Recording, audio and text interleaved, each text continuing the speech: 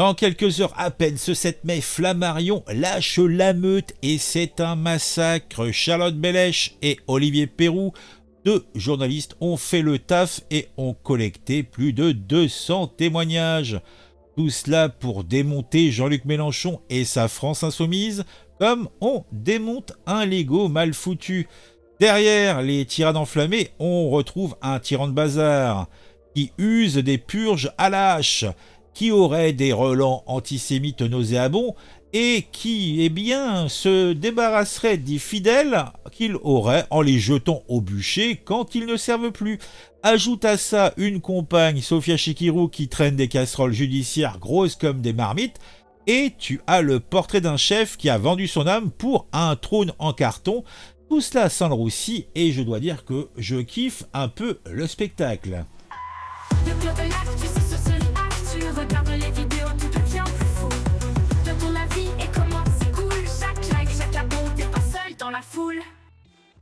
Allez les filles, c'est simple, si tu doutes, t'es mort. On va prendre le témoignage d'Alexis Corbière, ex-député LFI, qui pendant 30 ans a ciré les pompes de Mélenchon. Il s'est pris une phrase du genre « Ne m'adresse plus la parole, plus jamais la parole !» en pleine poire.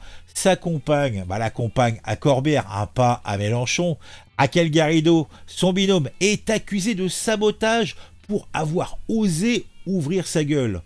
Clémentine Autain, François Ruffin, Daniel Simonet, vous vous en souvenez? Éjectés, tous mis au placard, victimes d'une purge digne d'un mauvais polar stalinien. On aime ça, bien sûr.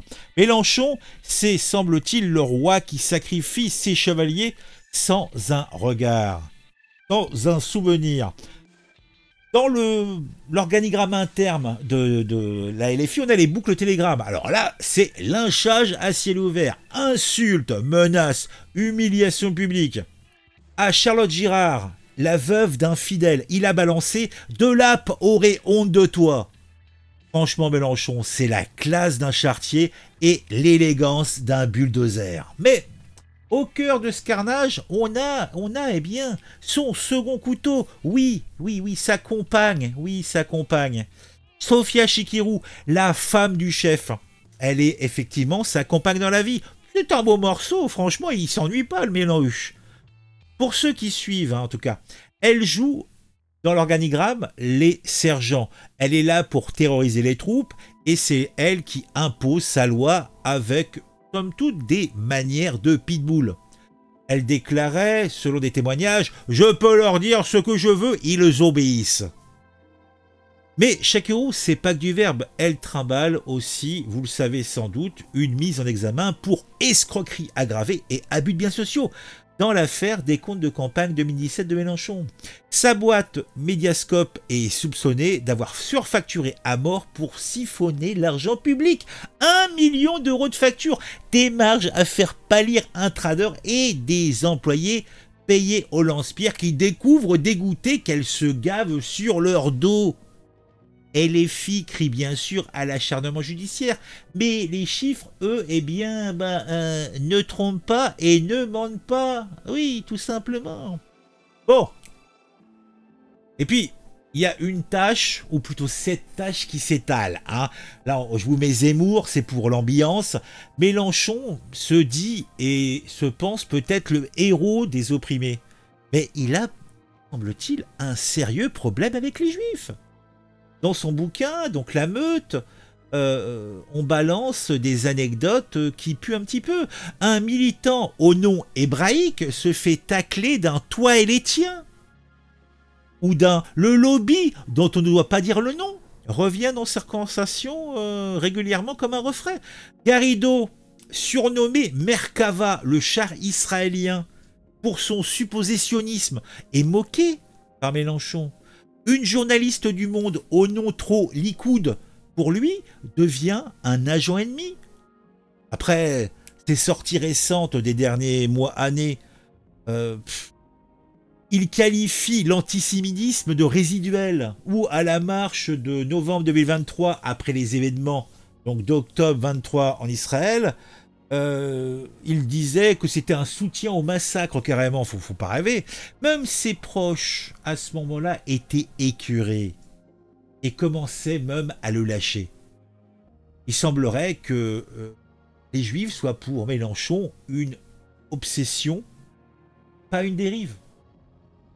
Alors, Mélenchon, c'est aussi l'homme aux 1000 masques, aux 1100 masques. Hein. Il a fait des grands écarts dans sa carrière, hein, on peut dire que ça. Hein. Socialiste bon teint dans les années 80, trotskiste repenti, chantre de la gauche unie avec le front de gauche, puis patron d'un LFI qui ne tolère aucun partage. Il a soutenu Fabius, il a flirté avec Sarkozy via la gauche moderne, puis il s'est drapé dans la toge des révolutionnaires. En 2017, il surfe sur la vague écolo. En 2023, il fait la cour aux antivax. Alors, Mélenchon est un opportuniste? Non, non. C'est un caméléon. Il change, eh bien, il se met dans le décor. Un ancien militant raconte dans La Meute, il change d'idée comme de chemise, mais gare à ceux qui ne suivent pas le rythme. Et pour cause. Mélenchon, semble-t-il, n'aimerait que lui. Ses casseroles judiciaires, oh il en a. En 2019, il a écopé de 3 mois de prison avec sursis pour rébellion et provocation après une perquisition musclée au siège de la LFI en 2018. La République, c'est moi, brillait-il face aux flics. Un showman, mais aussi un condamné. Pendant ce temps-là, la compagne Chikirou dodge les juges. Lui, parade intouchable, bah oui. En tout cas, intouchable ou presque, hein, faut dire ce qui est. Alors attends, qu'est-ce qu'on a d'autre voyons voir, attends, on a ça, bah, ah bah tiens, là, il aime les enfants, il aime les toutous. Ouais.